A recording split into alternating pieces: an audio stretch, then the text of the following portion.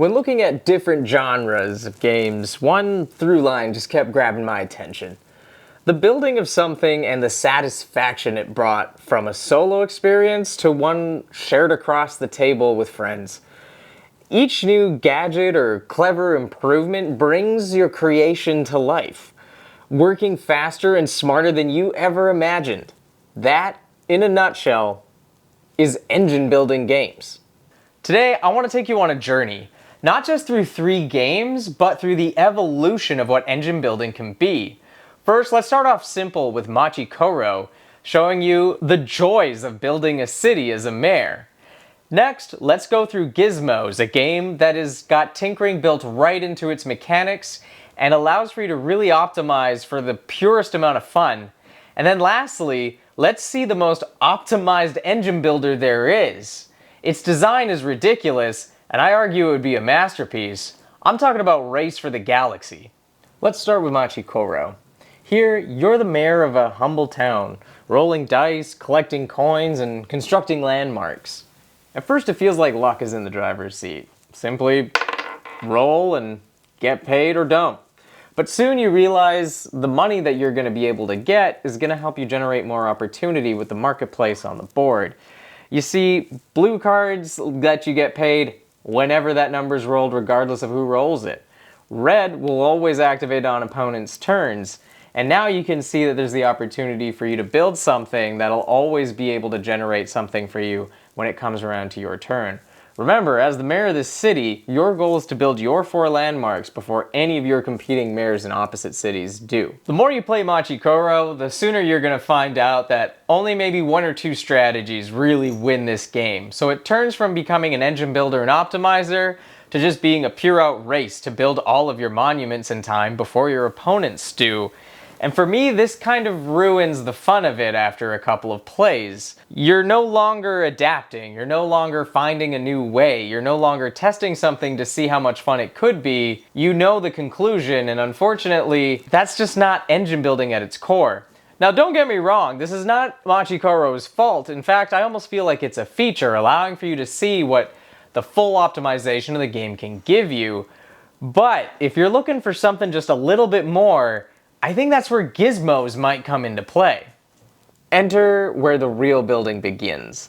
This is Gizmos. And while you're not building a city, you are directly assembling a machine, an invention of yours. Your supply, the thing that you're going to use to build your machine, can only hold so much storage of these little spherical balls that you're going to use to purchase your different beings. To purchase your different bits, you're going to have to look at the cost opportunity on these different cards associated by different level and will get replaced as the game goes along. But here's the cool part. Along your board, you're going to see different aspects that will trigger your move. So while you may be able to do one of these, if you've got extra bits and bobs that you've built along the way, those will be able to trigger too. And what's even more dizzying than that, you are able to trigger those machines in any order you want. Meaning some of them will be able to give you extra marbles when you need them, some of them will let you pick directly from the supply what you want rather than kind of the random generation you're going to get from the bottom side. Gizmos is where you learn the joy of optimization. You're not just hoping for good rolls and going with the best. Here everything feels like it's under your control.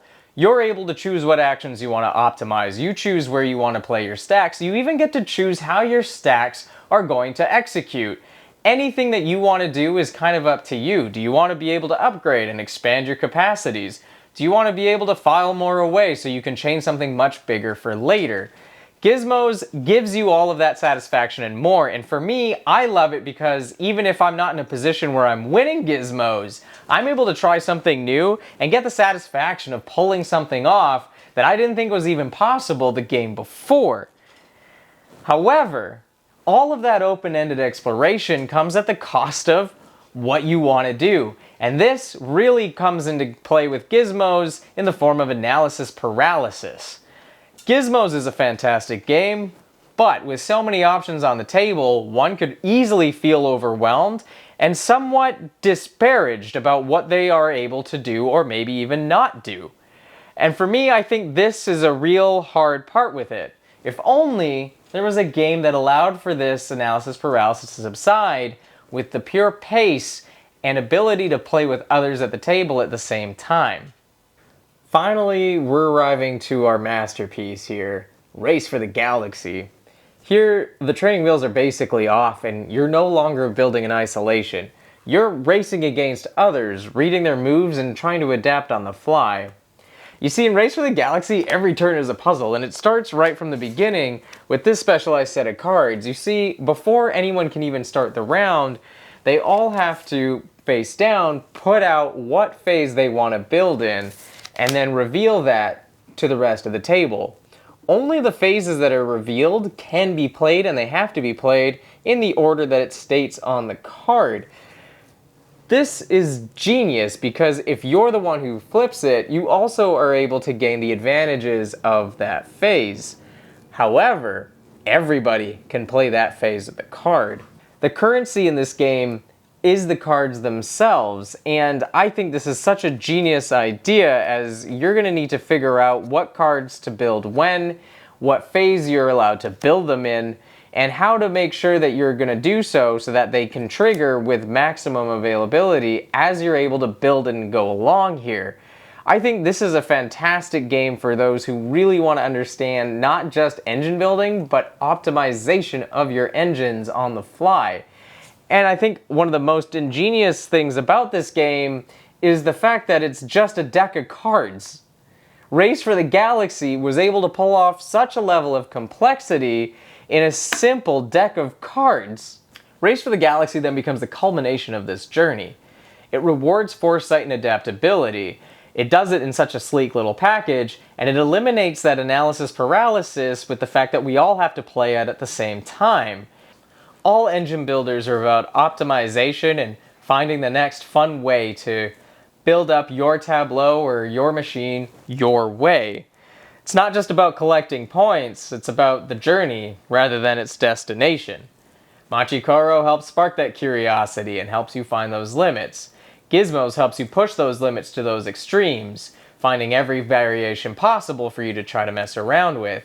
And Race for the Galaxy brings the entire table into play at the same time, allowing for you to really figure out not just an engine that's going to work for you, but one that you might be able to optimize during your opponent's turns. Engine builders invite you not just to become a player, but to become a creator, turning simple parts into something that feels extraordinary. If you're new to the genre, I absolutely recommend Machi Koro and its sequel, Machi Koro 2.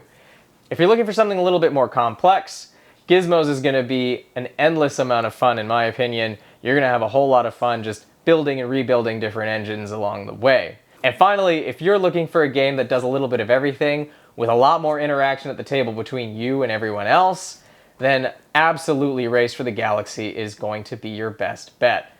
Its replayability feels almost endless, and it's just such a fun time at the table with others, even having open-ended discussions about what you might have been able to do different, or what they might have been able to do to be able to build their most optimal way to get across the galaxy.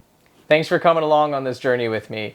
If there's any engine builders you'd recommend that I play next, please let me know. I'd love to explore more of these types of games and see what you're playing. Furthermore, if you liked what you saw, please like, comment, and subscribe to your heart's content. I really appreciate hearing your opinions as I grow a community here on YouTube and beyond. Until next time, we'll see you later.